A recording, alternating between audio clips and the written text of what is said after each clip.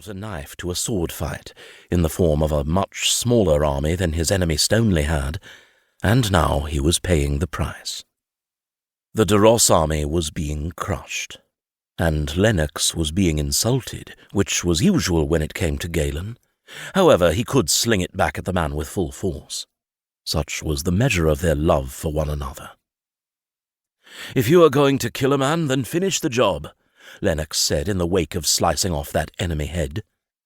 "Make sure he cannot get up and run you through, you stubborn ox." He was not going to get up. Of course he wasn't. I made sure of it.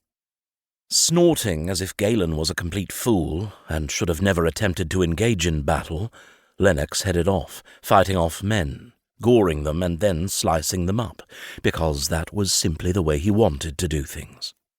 He'd been a knight for about 2 years, and was still trying to find his way, still trying to carve out a reputation for himself in the wake of 2 older brothers who already had stellar reputations.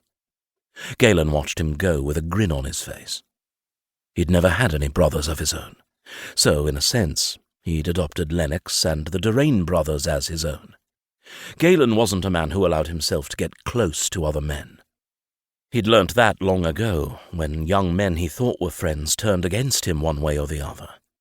In his experience, most men were only out for themselves, and he was wary of them, except for the Doraine brothers, the only men whom he trusted enough to let into his private little world. And Lennox, who was the closest one of all. But he pushed thoughts of Lennox out of his mind as he returned his focus to the battle at hand, which was waning. Toward the northwest he could see the cavalry from Prudder and Bowes as they closed up the de Ross army.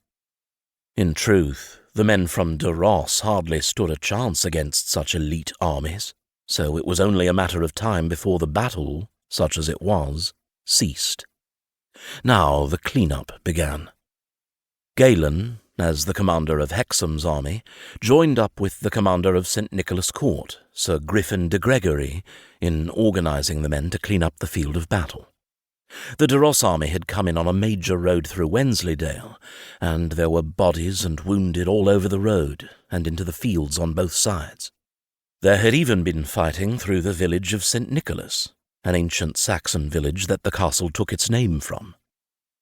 It was clean-up that went well into the night.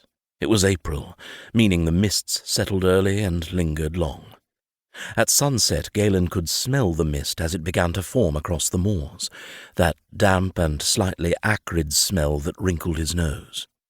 Though he'd been involved in directing the clean-up while Lord Stoneleigh dealt with the commanders of the de Ross army, he kept looking around for his father. He'd seen his father's men to the north, collecting horses that had lost their owners in the battle, but hadn't seen his father since the skirmish began. Not that Sir Romney Burleson couldn't handle himself in battle. The man was a god. Therefore Galen didn't worry as he finished with his duties, because he knew his father would find him eventually. And he was right. Just as the bodies of the dead were being prepared for transport back to Kendal, Galen was grabbed from behind and lifted off the ground. Considering how big Galen was, and how powerful, that was no simple feat. Furthermore, when the person who had him in a vice-like embrace began kissing his head, he knew exactly who it was. Attackers didn't often kiss. "My boy," Romney said, leaving one last wet kiss on his son's ear.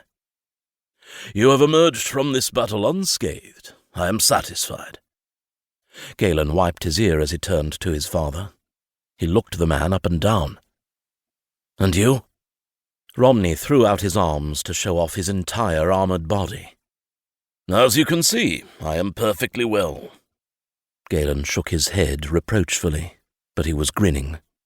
"By God's grace," he said. Then he caught sight of something on the man's shoulder where the protection was jagged and bloodied. He pointed. "What is that?" Romney instinctively put a hand to it, coming away bloodied. "It is nothing," he said.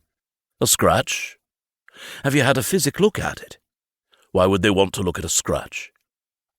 Galen knew from experience that it would do no good to argue.